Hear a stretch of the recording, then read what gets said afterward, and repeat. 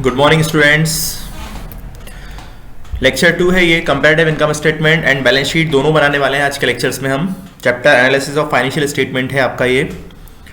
तो फॉर्मेट कल के लेक्चर्स में बता दिया गया था आपको, आज छोटे से इसमें बता दिया जाएगा। दो चीज़ें हम क्रिएट करने वाले हैं। फर्स्ट नंबर पे हम क्रिएट करेंगे वही कंपैरेटिव इनकम स्टेटमेंट, थोड़ा सा चेंजेस होगा उसमें, और उसके बाद कंपैरेटिव बैलेंस शीट बनाने वाले हैं ये वाला। एक ये बनाएंगे हम और दूसरे पे ये बनाने वाले हैं। Okay, common size next lecture में बात की जाएगी।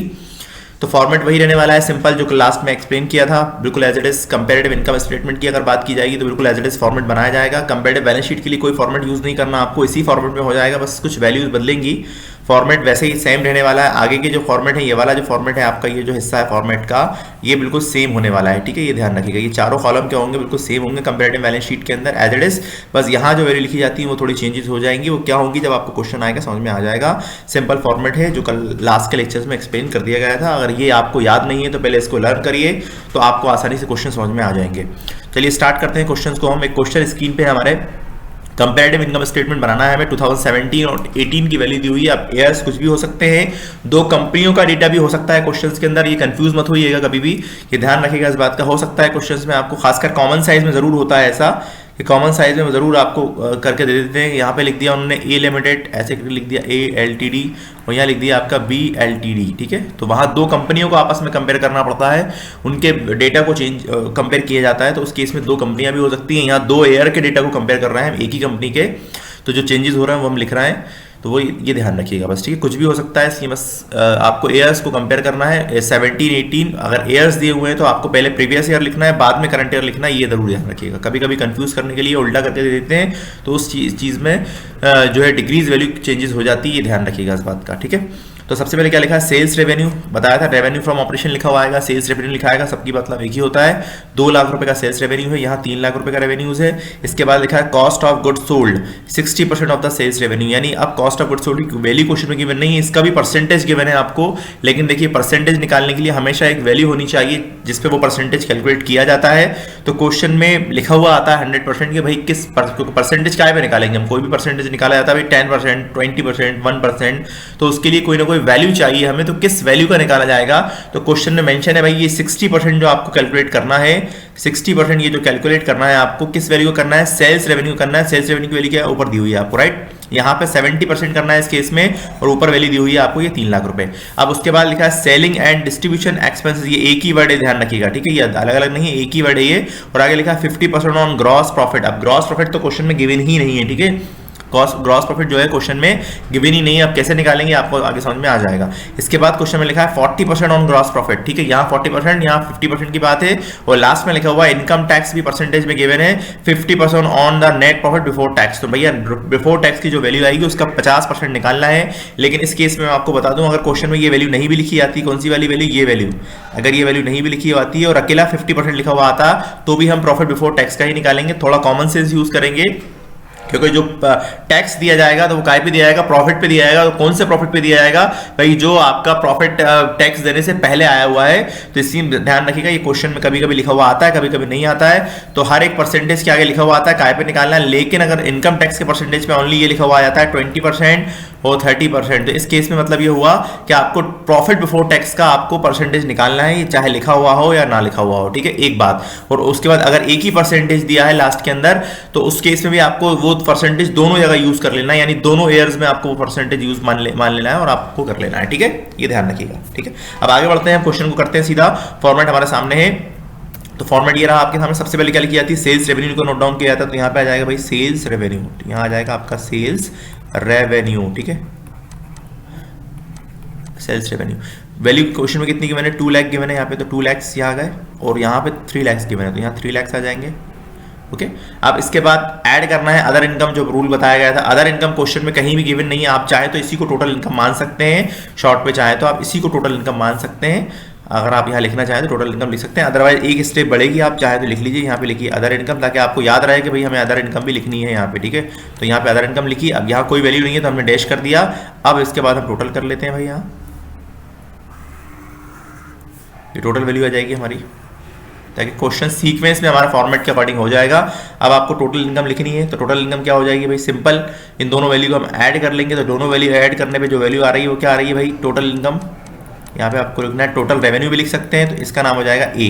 अब कोई वैल्यू नहीं है तो इसका मतलब क्या होगा, टोटल कितना जाएगा 2 लाख ही आ जाएगा, तो यहाँ भी कितना जाएगा 3 लाख ही आ जाएगा। यहाँ पर अगेन यहाँ 3 लाख ही होगा और वैल्यू कितनी आ गई 3 लाख। ओके, अब इसके बाद लेस करने हैं आपको, एक्सपेंसेस लेस करने हैं। क्या लेस करना है, एक्सपेंसेस को आपको लेस करना है। ठीक है, तो अब एक्सपेंसेस की अगर वैल्यू की बात करूं तो क्या क्या क्वेश्चन में गिवन है, cost of goods sold given है और selling and distribution expenses given है। 2 एक्सपेंसेस गिवन है हमारे पास में, तो दोनों के नाम पहले नोट डाउन हम कर लेते हैं। इनमें आप चाहें तो नाम ए और बी भी लिख सकते हैं आप चाहें तो यहाँ पे मैं लिख लेता हूँ ए, यानी पहला एक्सपेंसेस है कॉस्ट ऑफ गुड्स सोल्ड, तो यहाँ पे लिखेंगे कॉस्ट ऑफ गुड्स सोल्ड, ये पहला हो गया। इसके बाद दूसरे नंबर पे क्या गिवन है, सेलिंग एंड डिस्ट्रीब्यूशन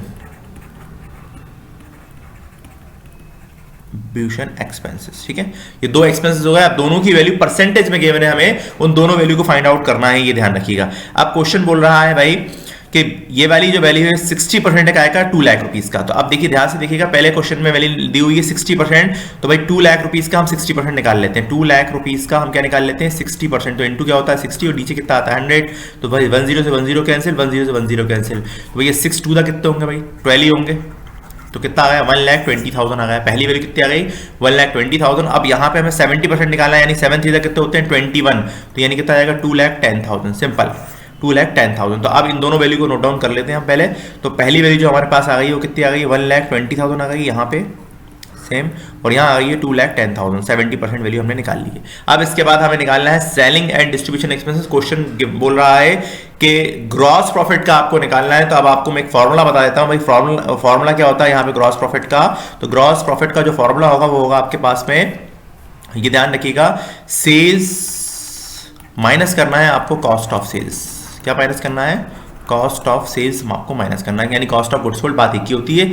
आपको ये दोनों वैल्यू माइनस करेंगे तो सेल्स कितनी है हमारे पास, पहले केस के अंदर 2 लाख रुपए की सेल्स है।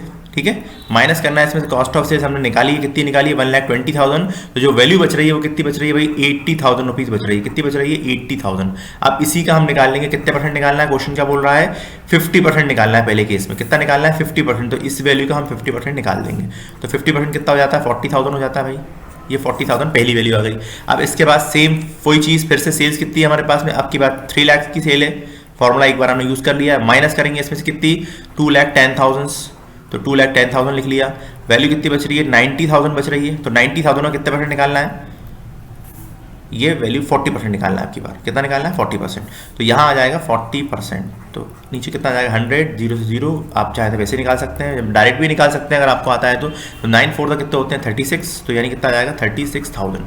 तो पहली वैल्यू वो आ गई और दूसरी वैल्यू कितनी आ गई 36,000 आ गई है। तो हम दोनों वैल्यू को नोट डाउन यहाँ पे करने वाले हैं। तो पहली वैल्यू आ गई आपके पास में 40,000 रुपीज़ और दूसरी वैल्यू आ गई 36,000 रुपीज़। ठीक है, ये दोनों वैल्यू आपके पास आ गई हैं। अब 2 ही एक्सपेंसेस क्वेश्चन में गिवन थे, अब इन दोनों को हम ऐड कर लेंगे अब की बार। तो इन दोनों को हमने ऐड किया, इन दोनों को हम ऐड कर लेते हैं यहाँ पर। अब इन दोनों को ऐड करने पे जो वैल्यू आएगी वो कितनी आ जाएगी, क्या कहलाएगा वो टोटल एक्सपेंडिचर कहलाएगा। क्या कहलाएगा वो टोटल एक्सपेंसेस, टोटल एक्सपेंसेस। ठीक है, और इसकी वैल्यू क्या आ जाएगी बी मानी जाएगी। अब देखिए 120 + 40 तो कितना आ जाएगा 160। इसके बाद 210 + 36, तो 210 + 30 कितने होंगे 240 + 6 तो 246, तो 2,46,000 वैल्यू आ गई। अब आपको क्या करना है, इसके बाद लेस करना है इनकम टैक्स। क्या करना है, लेस इनकम टैक्स। ठीक है, नहीं सॉरी, पहले हम मिस्टेक कर दिए, पहले हम ए में से बी को माइनस करेंगे, पहले प्रॉफिट बिफोर टैक्स निकालेंगे, उसके बाद तो इनकम टैक्स माइनस होगा। तो ध्यान से देखिएगा, ए में से हम क्या करने वाले हैं बी को माइनस करने वाले हैं, तो वैल्यू क्या आ जाएगी प्रॉफिट बिफोर टैक्स। क्या आने वाली है प्रॉफिट बिफोर टैक्स, ये वैल्यू आपके पास आ जाएगी, यानी PBT। कैसे आएगी, ए में से हम बी को माइनस करेंगे, ध्यान रहे इस बात का। तो ये ए वैल्यू है हमारे पास और ये बी वैल्यू है। ठीक है, तो ए में से हम इसको माइनस कर लेते हैं, तो वैल्यू जो आएगी वो कितनी आ जाएगी भाई, ए में से 2 लाख वैल्यू है और यहाँ 160 वैल्यू है, तो 2 में से 160 जाएंगे तो कितने बचते हैं भाई 40,000 बच रहे हैं बस मात्र, तो ये 40,000 आ गए। अब यहाँ 3 लाख से और यहाँ 2,46,000 है, तो जो वैल्यू बच रही है वो कितनी बच रही है भाई 54,000 बच रही है। कितनी बच रही है 54,000 रुपीज़ बच रहे हैं बस। ठीक है, अब लास्ट फाइनली जो मैंने आपसे कहा था कि आपको इनकम टैक्स माइनस करना है। क्या माइनस करना है, इनकम टैक्स। अब इसी वैल्यू पे इनकम टैक्स निकाला जाएगा, किस वैल्यू पे? इस वैल्यू पे। तो क्वेश्चन क्या बोल रहा है? 50% बोल रहा है। पहले केस में 50%, सेकंड केस में 50% है, यानी कहने का मतलब है कि इन दोनों वैल्यू का 50-50% निकाल के यहाँ लिख दिया जाएगा। तो 50% जो वैल्यू आ रही है वो कितनी आ रही है भाई हमारे पास में? इसका आधा कर लीजिए तो कितना आ जाएगा? 20,000 आ जाएगा। इसका हाफ कर लीजिए कितना आ जाएगा? 27,000 आ जाएगा। बस माइनस कर लीजिए तो 40 में से 20 जाएंगे, कितना बचेंगे? 20 ही बचेंगे। और 54 में 27 जाएंगे तो कितना बचेगा? 27 ही बचेंगे। तो ये आ गया आपका प्रॉफिट आफ्टर टैक्स। क्या आ गया? प्रॉफिट आफ्टर टैक्स, यानी कि PAT शॉर्ट के अंदर। ठीक है, ये सारा कंप्लीट आपका हो गया। बस आपको एब्सोल्यूट चेंज की वैल्यू निकालनी है और उसके बाद चेंज इन परसेंटेज निकालना है। सिंपल। देखिए 2 और ये 3 है तो 1 लाख रुपीज़ का चेंज आया है। सिंपल। ठीक है, इसके बाद यहाँ भी वो सेम वही वैल्यू रिपीट हो जाएगी अगेन। और उसके बाद यहाँ 120 है या 210 है, ये भी ध्यान रखिए। यहाँ 120 है या 210 है। देखिए 2 लाख में से 120 आएगा तो कितना बचेगा? 80 और प्लस 10 एक्स्ट्रा है, तो यानी टोटल चेंजेस आया वो कितना आया? 90,000 रुपीज़ का आया है। यहाँ 40,000 है या 36,000 यानी 4,000 रुपीज़ आए हैं, लेकिन काय में आएंगे? माइनस में आएंगे। काय में आएंगे? माइनस में लिखे जाएंगे वैल्यू को। 4,000 रुपीज़ माइनस में लिखे जाएंगे यहाँ पे। ठीक है, माइनस का मतलब ब्रैकेट में लिखे जाएंगे। ठीक है, इसके बाद यहाँ 160 है या 246 है। यहाँ 160 है और यहाँ 246 है, इसको आपस में माइनस कर लीजिए तो आपकी वैल्यू इजीली फाइंड आउट हो जाएगी। तो 160 है और ये 246 है, यहाँ माइनस करके दिखा देते हैं आपको। आप चाहें तो इसे 90 में से 4 भी माइनस कर सकते हैं, आंसर वही आने वाला है। सिंपल है, क्योंकि दोनों को ऐड करना है, लेकिन ये वैल्यू माइनस की है तो आप सीधा माइनस कर लीजिए। तो कितनी वैल्यू आ जाएगी भैया? 4 माइनस करने पे 86,000 आएगा, माइनस करने पे भी सेम आप लिख दीजिए इसमें। इसके बाद अपन आगे बात करते हैं। 40,000 है, ये 54,000 है, तो वैल्यू कितनी बच रही है? 14,000 बच रही है। इसके बाद यहाँ 20,000 है या 27,000 है, तो वैल्यू कितनी बच रही है? 7,000।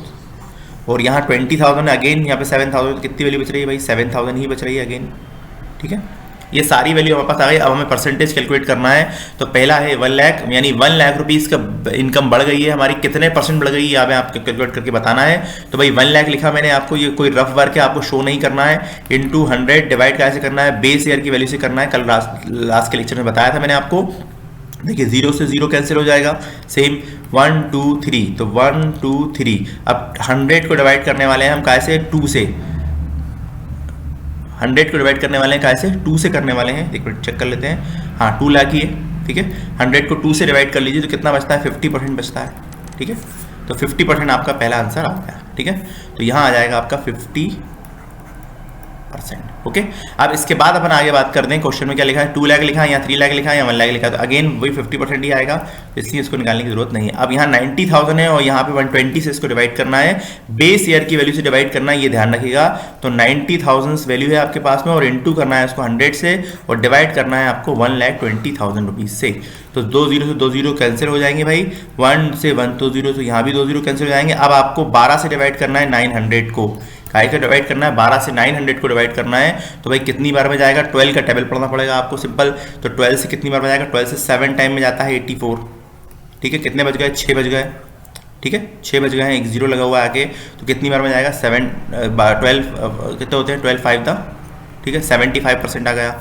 तो वैल्यू कितनी आ गई आपके पास में? 75%। कैलकुलेशन करके एक बार देख लीजिएगा भाई, जल्दी जल्दी मिस्टेक हो जाती है कभी कभी। ठीक है, बस मेथड बताया जा रहा है। अगर इनकेस कोई प्लस माइनस या इनटू डिवाइडेशन की मिस्टेक होती है तो उसको आप एक बार चेक कर लीजिएगा अपने लेवल पर।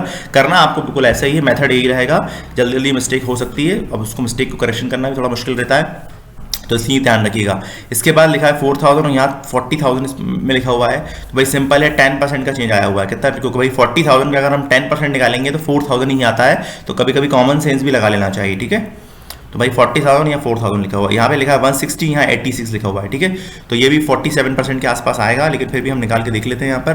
तो यहाँ पे कितना लिखा है? 86,000 लिखा हुआ है, 86,000 और डिवाइड इनटू करना है आपको 100 से और डिवाइड करना है आपको 1,60,000 से आपको डिवाइड करना है। तो 2 0 से 2 0 कैंसिल हो जाएंगे, 2 0 से 2 0 कैंसिल हो जाएंगे, इसको आपस में डिवाइड कर लीजिए। यानी अब आपको क्या करना है? 860 को डिवाइड करना है। कैसे डिवाइड करना है? 16 से डिवाइड करना है। तो डिवाइड करके देख लीजिए अपने लेवल पर। तो मैं डिवाइड कर देता हूँ भाई यहाँ पे। तो वैल्यू जो आ रही है आपकी वो कितनी आ जाएगी? 860 डिवाइड करना है आपको 16 से। 860 डिवाइडेड बाय 16, तो 53% के आसपास आ रहा है, 53.75% के आसपास आएगा। तो भाई हमें लिख देता हूँ 53.75%।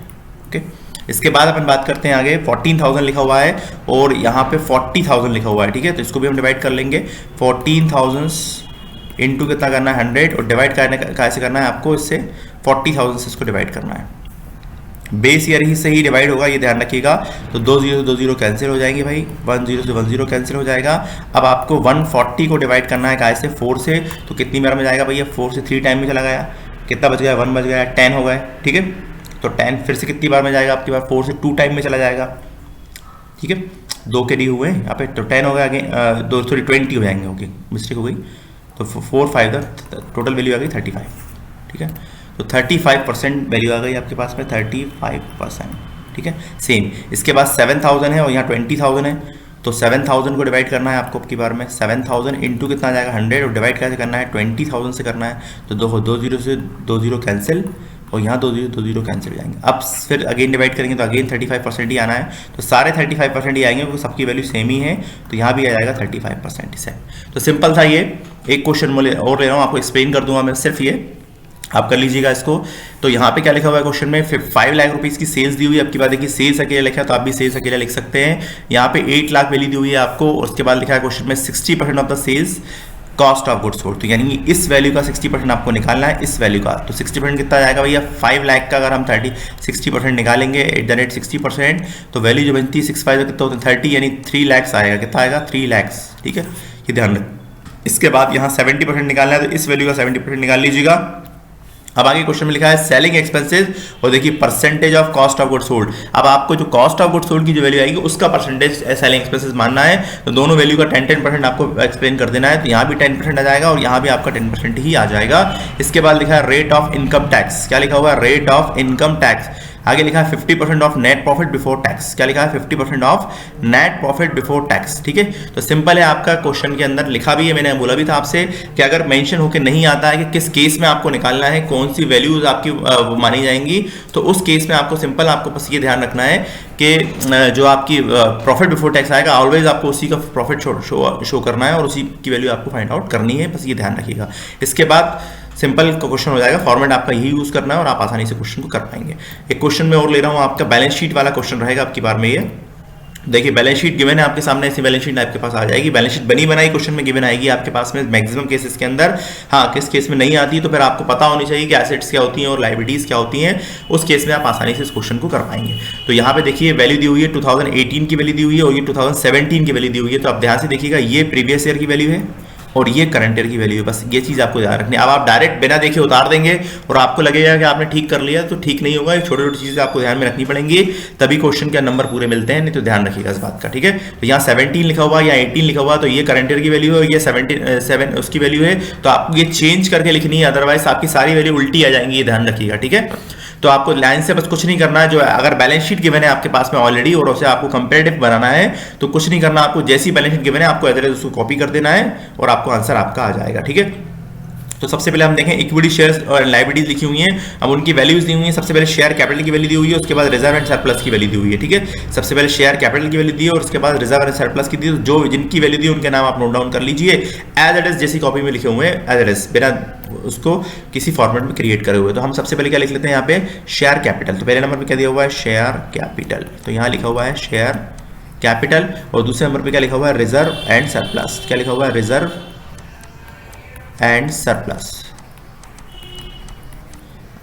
इसके बाद क्या लिखा है क्वेश्चन के अंदर, आगे लिखा हुआ है क्वेश्चन के अंदर लॉन्ग टर्म ब्रोइंग। क्या लिखा हुआ है, लॉन्ग टर्म ब्रोइंग और करंट लायबिलिटीज, दो वैल्यूज और दी हुई हैं, तो हम दोनों को नोट डाउन कर लेते हैं। सबसे पहले लिखा हुआ है लॉन्ग टर्म ब्रोइंग, तो यहाँ पे लिख लेंगे हम लॉन्ग टर्म ब्रोइंग, ठीक है। ब्रोइंग का मतलब उधार लेना होता है, लोन होता है, एक तरीके से डिबेंचर होते हैं ये, तो ये ध्यान रखिएगा, ओके। और उसके बाद लिखा है करंट लायबिलिटीज, एक वैल्यू और दी हुई है करंट लायबिलिटीज, ये वैल्यू क्वेश्चन में गिवन है। अब आपको करना कुछ नहीं है, आप चाहें तो पूरा सिस्टम से जैसा क्वेश्चन में फॉर्मेट बना हुआ है आप बड़ा बना के कर सकते हैं। अभी मेरे पास फॉर्मेट छोटा है इसलिए मैं सिर्फ वही वैल्यूज लिख रहा हूँ जिनके सामने वैल्यू लिखी हुई है। आप चाहें तो बिल्कुल करा भी वैसे ही चाहे ज़्यादा बेहतर रहेगा कि आप जैसे क्वेश्चन थोड़ा सा आपका बड़ा हो जाएगा, फॉर्मेट बड़ा बनाइएगा आप, तो उसमें ये जैसा क्वेश्चन में बस एज इट इज दिया हुआ है, जैसे नंबर दिए हुए हैं, जैसे आपको एबीसी लिखा हुआ है, सब हेडिंग दी हुई है, बिल्कुल एज इट इज कॉपी कर दीजिए। टोटल की जगह टोटल आ जाएगा, सेम वैल्यू आपको नोट डाउन करनी है, इसके अलावा कुछ भी नहीं करना आपको। तो सबसे पहले अपन 17 की अगर वैल्यू देखें तो भाई यहाँ 17 ईयर है, ये ध्यान रखिएगा, ये 17 ईयर है और ये आपका 18 ईयर है, ठीक है, ये ध्यान रखिएगा, ये 18 है आपका। अब आपको पहले 17 की वैल्यू नोट डाउन करनी है, तो 70 की वैल्यू कितनी है, 15 लाख, 4 लाख, 6 लाख। तो यहाँ पे मैंने लिखा 15 लाख, पहले आ जाएगा 15 लाख, उसके बाद है आपका 4 लाख, ठीक है, और अगली वैल्यू क्या है आपके पास में 6 और 2, तो यहाँ पे आपको लिखना है 6 लाख और उसके बाद है आपकी लास्ट वैल्यू 2 लाख। ये तीनों वैल्यू, चारों वैल्यू आपकी हो गई हैं। इसके बाद टोटल भी क्वेश्चन में गिवन है, तो टोटल भी आपको को कॉपी कर लेना है सिंपल। अब 18 की वैल्यू पहले कॉपी कर लेते हैं। यहाँ लिखा है 20 और 3 लाख, तो पहले 20 लाख, सबसे पहले वैल्यू कितनी है 20 लाख, तो यहाँ आ जाएगा 20 लाख, ठीक है। और उसके बाद कितनी वैल्यू है 3 लाख, तो यहाँ आ जाएगा 3 लाख। इसके बाद अगली वैल्यू क्या है 9 लाख और 3 लाख, तो यहाँ लिख लेता हूँ मैं 9 लाख और उसके बाद 3 लाख, तो यहाँ आ जाएगा 3 लाख। अब टोटल भी क्वेश्चन में गिवन है, तो भाई टोटल में कितना गिवन है 35 और 27, तो पहले 27 है और उसके बाद 35 है, तो 27 लाख क्या आ जाएगा, यहाँ आ जाएगा भाई टोटल में 27 लाख, तो यहाँ आ जाएगा 27 लाख और यहाँ है 35 लाख, तो यहाँ आ जाएगा 35 लाख। और ये आपका कहलाएगा टोटल, क्या कहलाएगा आपका ये टोटल कहलाएगा, ठीक है, ये ध्यान रखिएगा। अब बात करते हैं अपन टोटल लायबिलिटी लिख सकते हैं, यहाँ पे क्या लिख सकते हैं टोटल लायबिलिटी, ये हो गया आपका टोटल। अब इसके बाद आपको एब्सोल्यूट चेंज निकाल लेंगे हम। पहले हम एसेट्स को भी कॉपी कर लेते हैं एज इट इज। तो एसेट्स क्वेश्चन में क्या दी हुई है, क्वेश्चन के अंदर दी हुई है फिक्स एसेट और करंट एसेट। आप चाहें तो कुछ सब हेडिंग बना के करिएगा, वैसे तो ज़्यादा बेहतर रहेगा। सबसे पहले लिखा है नॉन करंट एसेट्स, तो आप भी चाहे तो लिख सकते हैं एज इट इज पूरी, तो आप पहले लिख लीजिए। सबसे पहले क्या लिखी होंगी फिक्स एसेट्स, तो आपको यहाँ लिखना है फिक्स्ड एसेट। मेरे पास फॉर्मेट छोटा है, इसी में उन्हीं वैल्यू को नोट डाउन कर रहा हूँ जो क्वेश्चन में गिवन है। आप शॉर्टकट मत अपनाइएगा, आप पूरा क्वेश्चन कीजिएगा जैसा क्वेश्चन में लिखा हुआ है, क्योंकि आपको सिर्फ कॉपी करनी है और उसके बाद कुछ नहीं करनी है। इसके बाद सेकंड वैल्यू क्या है आपके पास करंट एसेट्स, क्या है आपके पास करंट एसेट, सेकंड वैल्यू है आपके पास करंट एसेट वैल्यू क्वेश्चन में गिवन है। अब वैल्यू गिवन है, एक की 26 लाख से, एक की 9 लाख से, तो ये करंट ईयर की नहीं, यहाँ के हाँ करंट ईयर की वैल्यू है, तो एक की 26 लाख से देता हूँ यहाँ पे मैं 26 लाख और एक की वैल्यू है 9 लाख, तो यहाँ आ गई आपकी 9 लाख। और इधर यहाँ चेक करें हम तो 20 लाख और 7 लाख से 20 लाख वैल्यू है एक की। और बैलेंस शीट का रूल कहता है कि भैया एसेट्स और लायबिलिटीज क्या होती हैं, दोनों इक्वल होते हैं, इसलिए देखिए दोनों के टोटल सेम आएंगे, तो परसेंटेज भी दोनों के सेम ही आएंगे, ये भी ध्यान रखिएगा। और यहाँ पे आ जाएगा टोटल एसेट्स, क्या आ जाएगा यहाँ पे टोटल एसेट्स, ठीक है। तो वैल्यू कितनी आ गई हमारे पास में, यहाँ 27 लाख आ गई, सेम जो ऊपर लिखी हुई है हमने एज इट इज। और यहाँ 26 + 9 करने वाले हैं, तो 35 लाख आपके पास टोटल वैल्यू आ जाएगी। ये टोटल वैल्यू आपके पास आ चुकी है। अब आपको एब्सोल्यूट चेंज निकालना है, जैसे हम पहले निकाल रहे थे। रूल वही रहेगा कि आपको जो डिफरेंस अमाउंट अगर माइनस में आता है, नेगेटिव आता है, तो ब्रैकेट में नोट डाउन कर देना। देखिए यहाँ 15 लाख रुपए हैं, यहाँ 20 लाख रुपीज़ हैं, तो 5 लाख रुपए का चेंज आया भाई, 5 लाख रुपीज़ का चेंज आया हुआ है, तो एज इट इज लिख देंगे। यहाँ 4 लाख है, यहाँ 3 लाख है, तो 1 लाख रुपए क्या हुई, वैल्यू डाउन हुई है, तो हम ब्रैकेट में नोट डाउन कर लेंगे। यहाँ 6 लाख से या 9 लाख है, तो 3 लाख का चेंज आया है, तो नॉर्मल वैल्यू में लिख देंगे हम इसे। और यहाँ आपके 2 लाख हैं, यहाँ 3 लाख हैं, तो यहाँ 1 लाख रुपए का चेंज आया हुआ है, तो यहाँ भी हम 1 लाख रुपए डायरेक्ट लिख देंगे, 1 लाख रुपीज़, ठीक है। और यहाँ 27 लाख है, यहाँ 35 लाख है, तो चेंजेस आप देख लीजिए, तकरीबन 8 लाख रुपीज़ का चेंज है, तो 8 लाख रुपए आप यहाँ पे नोट डाउन कर सकते हैं। तो कितनी वैल्यू हो जाएगी 8 लाख, यहाँ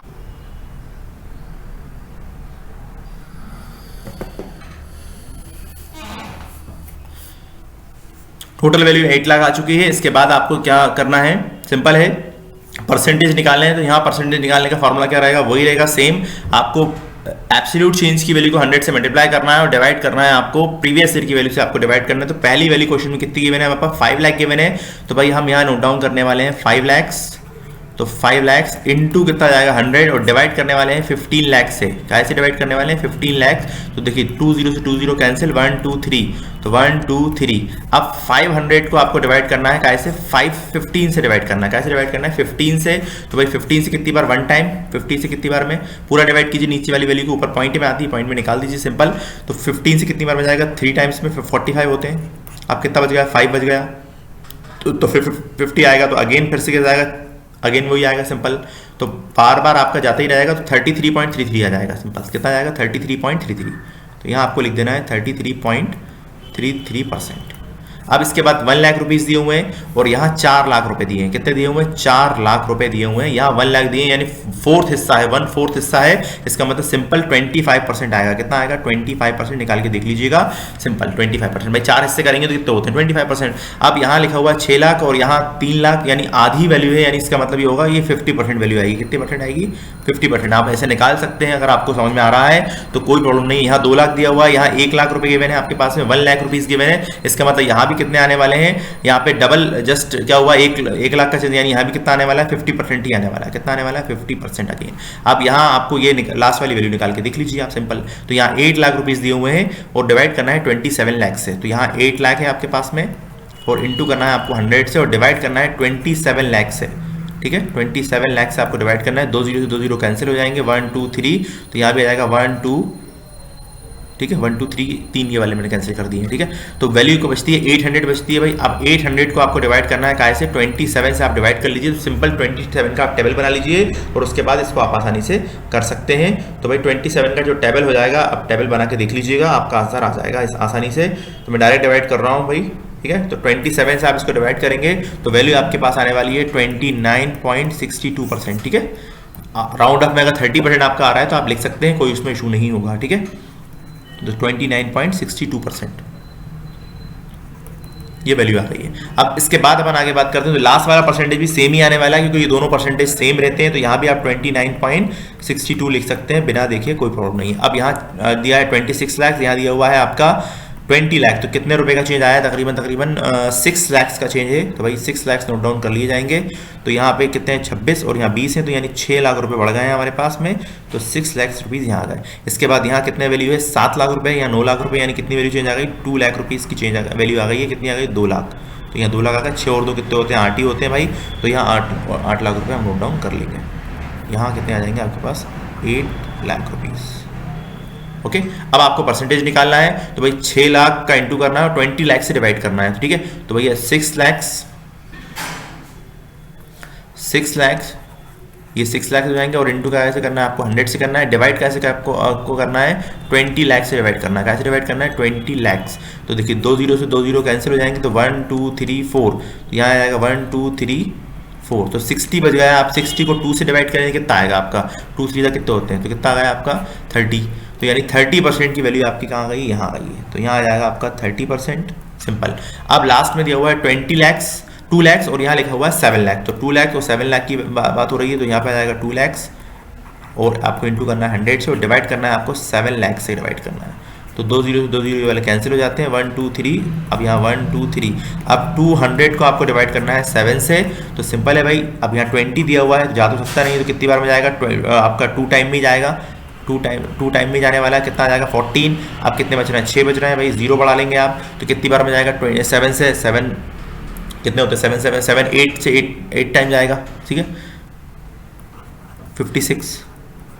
कितना बचेगा 4 बचेगा, पॉइंट लगाएंगे, 0 बढ़ाएंगे, कितनी बार जाएगा 7 से 7 5 दा, तो 28 पॉइंट समथिंग आ जाएगा, बस 28.5 लिख सकते हैं आप। तो यहाँ पे आप लिख लीजिए 28.5 आप यहाँ पे नोट डाउन कर लीजिए। ठीक है, तो लास्ट वाला परसेंट हम ऑलरेडी पहले ही निकाल चुके थे, तो उम्मीद समझ में आपको आया होगा। सिंपल क्वेश्चंस था। तो ये थी आपकी बैलेंस शीट। इसमें कंपेरेटिव बैलेंस शीट में सिंपल आपको सिर्फ उतारना है, बस ये ध्यान रखिएगा जैसा क्वेश्चन आपको दिया है एज कॉपी कर लीजिए। पहले वाली इस कॉलम से आपको कोई मतलब नहीं होगा, बस ये ध्यान रखना है आपको करते टाइम पे कि भाई सही चीज़ ये इस वैल्यू से कोई मतलब नहीं होगा, बस इसको ध्यान रखिएगा फर्स्ट कॉलम और सेकंड कॉलम, और इसको आप पूरा एज कॉपी करिएगा। ये वैल्यू भी हेडिंग भी इसकी कॉपी करिएगा, ज़्यादा अच्छा रहेगा। ठीक है, तो क्वेश्चन आपको थोड़ा अच्छा लगेगा, आपको समझ में भी आ जाएगा। सारे परसेंटेज हमने निकाल दिए हैं। तो बस आज के लेक्चर्स में इतना ही। थैंक्स फॉर वॉचिंग, मिलते हैं नेक्स्ट लेक्चर्स में।